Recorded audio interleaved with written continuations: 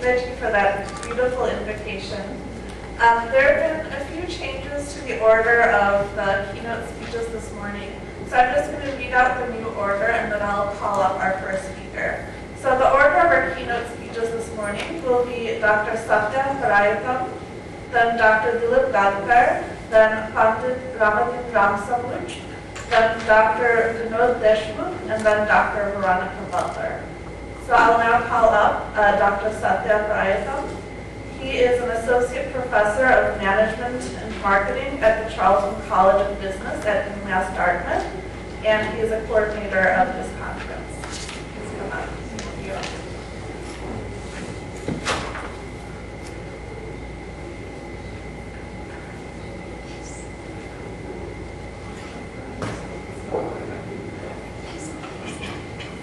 Good morning.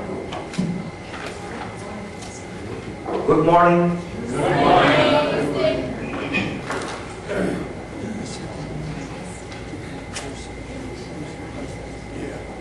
Before I start, Mahankaya Sujakoti Samaprabha Nirvikram Kurume Deva Sarvakayesu Sarvada. Though my voice is not as melodious as we are singing.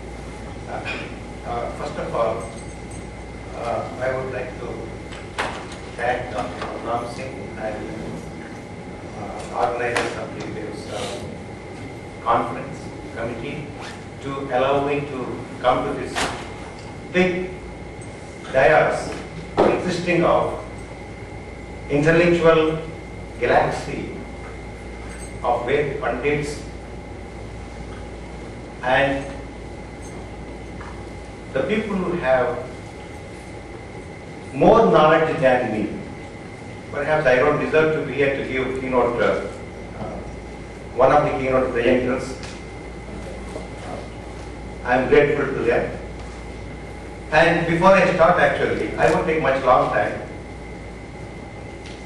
I found it difficult to be a transportation coordinator. Now I found it to be very easy to be coordinator than to be speaker. And especially big audience, big gathering, I am really feeling tense. And if I commit any mistakes, please excuse me and pardon me. Today the topic is business practices and what we experience about these business practices with regard to Indian culture and how we link this to Vedas. Especially by Vedas, I purely rely upon Bhagavad Gita. Though I am not expert in that, I just try to relate some of the aspects of it.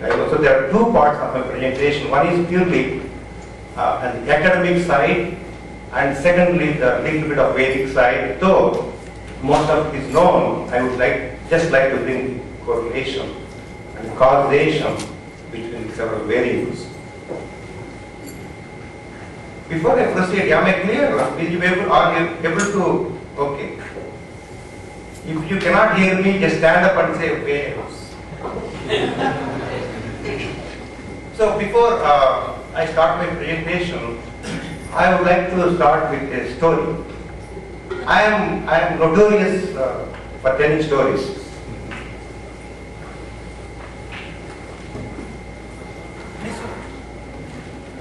Now, if you can see the question answer session between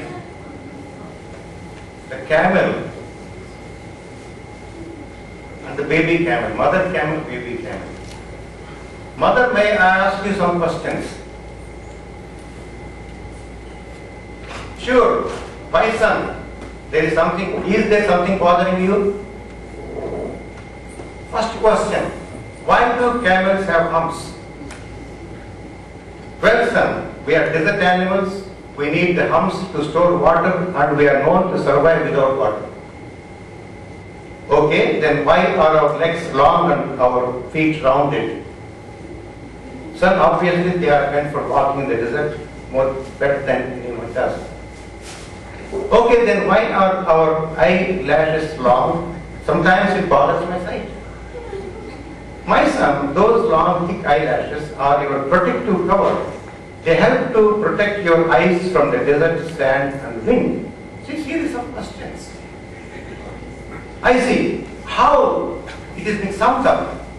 So the hump is to store water when we are in the desert. The legs are walking through the desert and these eyelashes protect my eyes from the desert sand. Okay? Just one more question, mother. Yes, dear. What the hell we are doing in the zoo?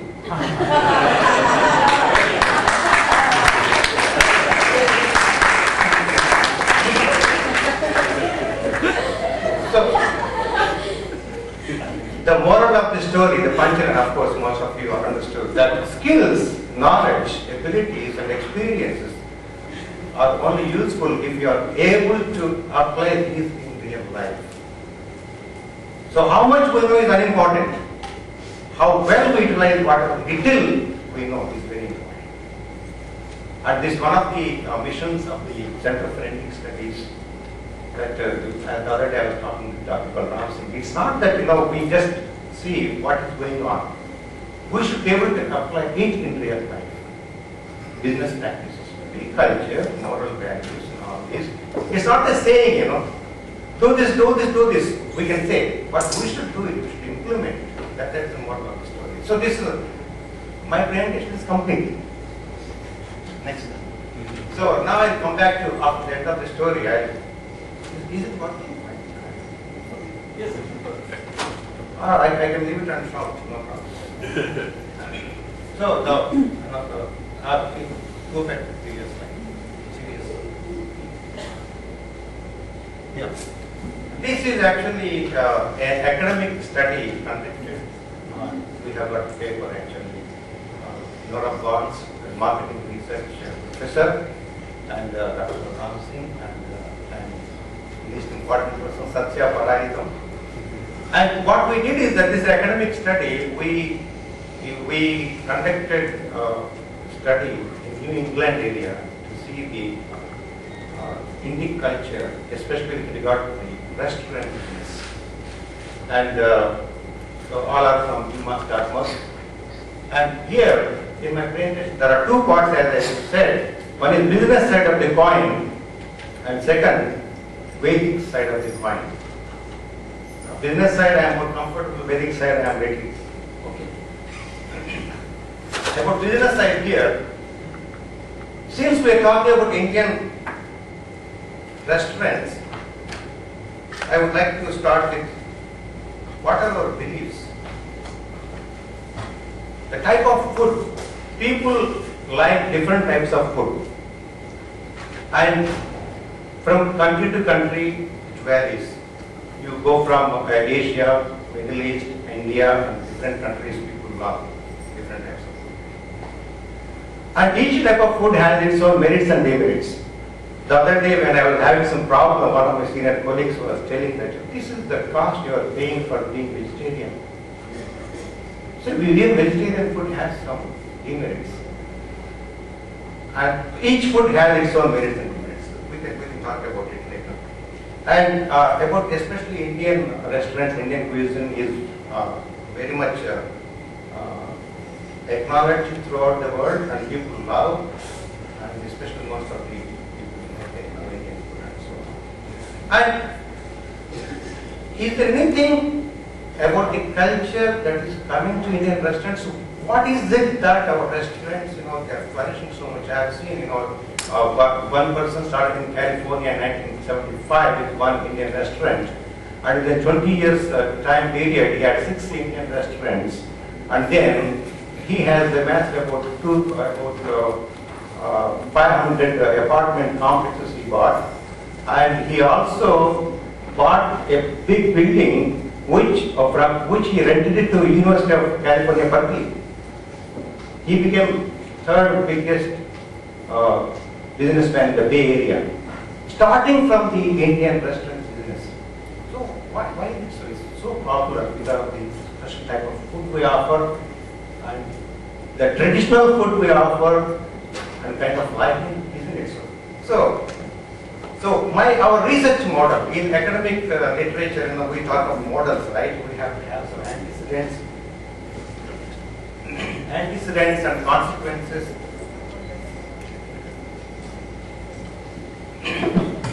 So independent variables and dependent variable performance we measure in terms of the profits they make and satisfaction of customers, so on. And then independent variables are vegetarian food. You see here, this is the key. Vegetarian food, non-vegetarian food consisting of beef, chicken, pork, lamb, and seafood. And then traditional serving, the traditional food, and price of food. We think, all these variables play an important role in influencing performance and profitability, whereas now we derived a hypothesis, and there are 4 hypotheses based on this particular model. Vegetarian food is positively linked to performance because the cost of vegetarian food is very low. When I was interviewing a businessman, he said, Italy, the South Indian Italy, right? 2 pieces of Italy, they're charging $5, whereas the total cost is coming to less than 50 cents, including material, labor, everything. So they are making $4 net profit from 1 pair of Italy there.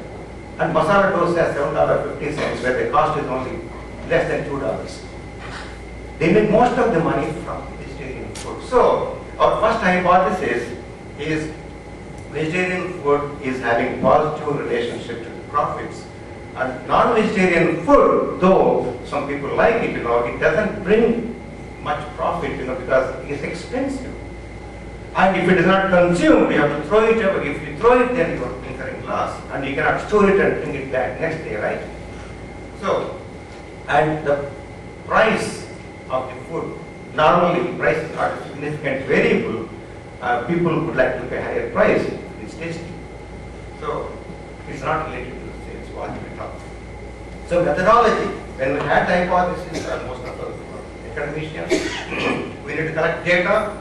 We collected data from 109 restaurants, variables, age of the restaurant, capacity of the restaurant, size, in terms of employees, age of the customers, the type of the food served, all these. And then we have control variables, and then we perform analysis through hierarchical regression. I don't want to go into technical details. I just want to summarize everything, And what happened is that the results of the hierarchical regression results, where we have got control variables in the first variables and second control variables and main variables. If it's vegetarian food, really positively related, and seafood is negatively related. Seafood is causing more problems in the sense that it is resulting in losses and profits. Of course, lamb is contributing positively to the profits part of it. And then other variables are quite insignificant. So what results are suggesting? Are you with me, sir? Yes. Everybody is following, please? Yeah, absolutely. I'm going to ask questions later. It's not that you ask me questions, I'll ask questions. So regression results recommend offering vegetarian dishes on the week more. And if I have money, I will start a restaurant only vegetarian. That's it. And about how many employees are there? Most of the restaurants have family members and staff. And most of the Indian restaurants, they serve traditional food. It's not modern food, It's not that just like the Taco Bell fast food like that. It's traditional made food. And these days, people are becoming highly health conscious. We see whenever you go organic foods, these foods, isn't it? And in terms of health also, it's better to have vegetarian food. And it is not recommended to offer beef on meals. Those who love beef, excuse me for that. And mostly even customers also like to have more vegetarian food than non-vegetarian food, than the vegetarian restaurants. Only we may have some insignificant minority who prefer to have non-vegetarian These are the main conclusions. And sorry, sir.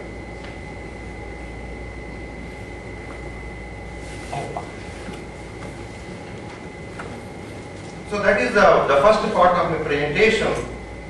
Thank you very much.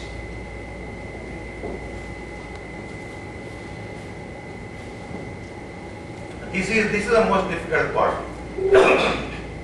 And most of this is known to everybody. I just want to find the causal relationship only with regard to the food and what Bhagavad Gita says in this. Everybody is aware of that. And before I go into this, I want to ask one question. This is what I keep asking. Before the discovery of Mount Everest, what was the highest peak on the earth? Mount Everest. Right? So everything is there. Well, we have to figure out that. This is what I figured. Everything is there. So what Vedic side is there,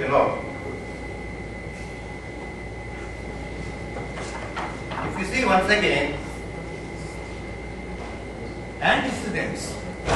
By antecedents, these are the causes and consequences of the effects. And first I will talk about these effects, consequences. Gunas, chapter 14, Gunatraya Vibhaga Yoga. Everybody is familiar. So I talk about 1, 2, 3, and then I will go to chapter 17. Talks about different types of food, what the relationship is to beautifully explain, and then this is what I just would like to cover. Most of it is well known to you. We just recapitulate. Okay? If I am wrong, correct me.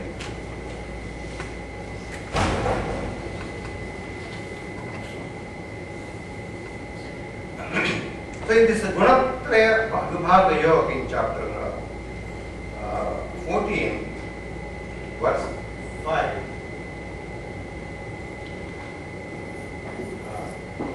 Sattvam rajastama iti guna prakriti sambhavaha nibadnanti mahabaho dehe dehinam avyayam. Actually, this is the beauty of Gita. He brings essence of almost everything in any sloka. If you see, Sattvam, Rajas, Tama, there are three gunas. Sattva guna, Rajas guna, Tamas guna. Iti is guna. Prakriti sambhava, they are derived from nature. And what they do? Dehe means body, Dehinam means Jivatma, and Avyayam means spinning. Avyayam means indestructible. Jivatma is indestructible. As long as Jivatma is there in the body, these three gunas, Nibadnanti, they have bondage to body. These three gunas are binding the body, which consists of Jivatma, which cannot be destroyed. This is what he says in chapter 12. Nainam chindanti sastrani, nainam dhanadipavasa, achainam kledayan jamu. So this is what he is trying to bring. Again, he is re-emphasizing, and if you see in Gita, he re-emphasizes just like advertisement. Say one thing, no, say again, and so on. So what he says is there are three gunas. What these three will do? Next slide. Yeah. So brief, elaborate explanation of what are these three attributes, and they are latent in every human being. It's not that we cannot say I am only sattva guna. No, I am wrong. Sattva guna is there, rajas guna is there, tamas guna is there. It's existing in every human being. If anyone says I am sattvic, he is 100% wrong. The only question is which one dominates at which particular point of time matters. We do not know which one dominates. I'll give an example. A person, a learned person, he wanted reading books. He read so many books, piled up so many books in the library, in his personal library. One day he wanted to donate all these books to the library. Donate.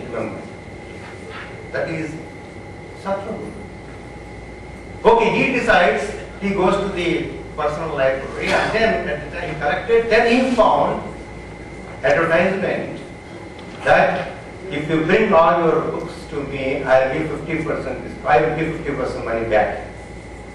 Oh, that's a good idea. Let me go and get 50% of the money. So this idea dominated the Sattva Guna.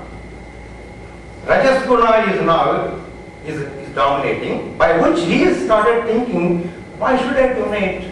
Why cannot I get 50% of the money back so that I can buy some more books? Okay. Then he goes, he wanted to go out and see, he saw the weather. Oh, I just now took my lunch, I'm feeling sleepy. Oh, let me take rest. I'll think about it later. Tamas Guna. So he took rest. When he woke up, after some days, the books are still there in his personal bookstore. So Tamas Guna dominated at that particular point of time. How we behave then depends on which Guna is acting at which point of time. So that is why he says all these three Gunas are present in every human being. So in chapter 14, the next or the 6th sloka, is about the characteristics of Sattva Guna. Tatra sattvam nirmalatva prakasakam anamayam sukha sangena patnati gnana sangena cha anagha. Cha anagha means sinless, oh sinless. These are the prakasakam, illuminate, anamayam. All these peaceful qualities are existing in the people who have Sattva Guna. Dana Guna, doing all good deeds. Whenever people are exhibiting these, they have Sattva Guna. And this frees everybody from sinful reactions. Every action has a reaction, right? So sinful reaction, you are getting, free from these reactions. And people who have dominated Sattva Guna, they are more happier, they are more healthier, and so on. And next slide. I don't want to go deep into the explanation of meanings of everybody's all these. And next one. Next one. I am skipping the meanings of it because everybody. Then about Rajo Guna. Rajo Ragatmakam Viddhi. Viddhi means you should know. Viddhi Trishna Sangha Samudbhavam Tat Nibadnati Kaunti Karma Sangena Dehi. This is where karma, this is where that bonds, son of Kunti. People have unlimited desires. We do karma and we are bound by the reactions of karma we do. This is there in this Rajo Guna.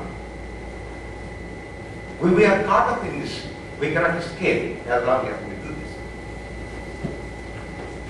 That is Rajas.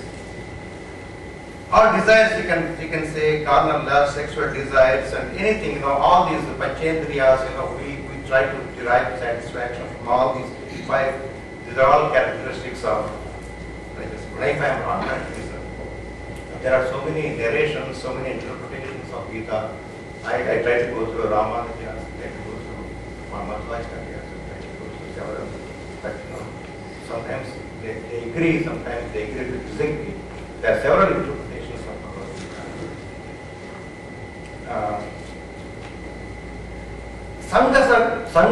Sangena means what? Association with family, friends, attachment. Attachment is also a sin. We should not have too much attachment. We should have responsibility. Responsibility and attachment are two different things.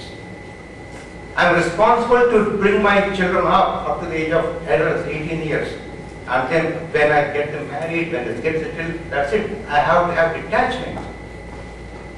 I should not have attachment throughout. And about Tamas Guna.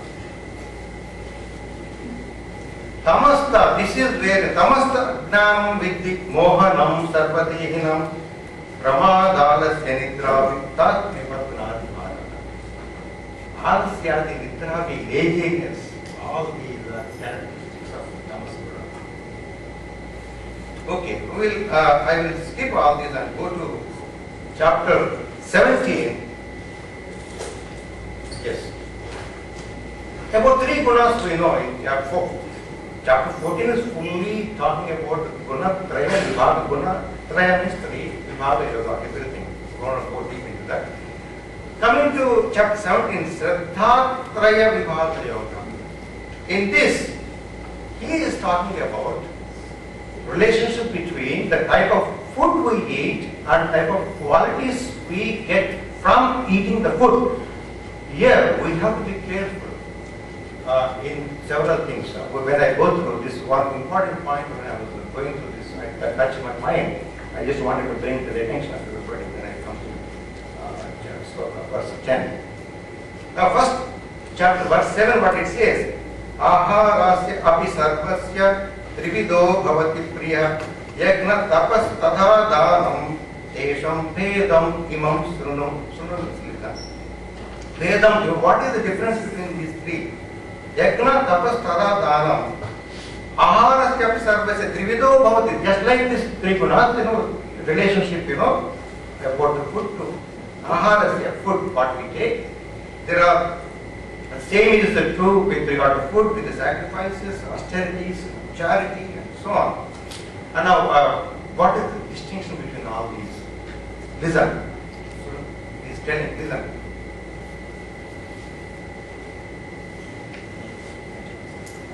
Next. The first one is about what Sattvika quality oriented people like, what kind of food. This is verse 8 of 17. Ayus sattva bala arogya sukha priti vivardhana rasya snigdha sthira rudya ahara sattvika priya. Now, rasya, delectable, sweet, sugar, milk, dairy products. Snigdha, ghee, butter. Sthira, nourishing, growing. Rudya, pleasing, mentally agreeable. All these are like this ahara sattvika priya. Sattvika people like this kind of food. I will come back to this later on. The same verse. It's not that people who take rasya, snigdha, sthira, rudya, all this, they will not become sadhus. Yeah, I'm done. Almost another 2 minutes. I'll be. Oh, you want me to go up to 5 minutes? You have up to 5 minutes. Okay. I'm going to come in 3 minutes. Okay. This is what the people think that, well, I am pure vegetarian, I like this, and it doesn't make you sattvic. There is one. What's nice? Yeah. Next one. Yeah, nice. Yeah. Now, about Rajasthanista, what do they like? Kat amla lavana atyushna tiksha ruksha vidahinaha ahara Rajasthanista dukha soka amaya priya. Dukha, from this food, what do you get? Dukha, soka, everything. We like it. I like katu. I like amla. Salty, lavana salty, atyushna, too heat, too cold. I need to go to dentist. So that will derive me happiness, at the same time that will create. So foods that are bitter, sour, salty, hard, pungent, dry, burning, they are dear to those who have. Now let me go to verse 10. This is where I just would like to focus on for 1 minute. Tamasatya. Yatayamam gatarasam bhudiparyushan chayat uchishtam apicha amedyam bhojanam tamasapriyam. Now, this is where amedyam, non-vegetarian, eggs, drinks, wine, all these,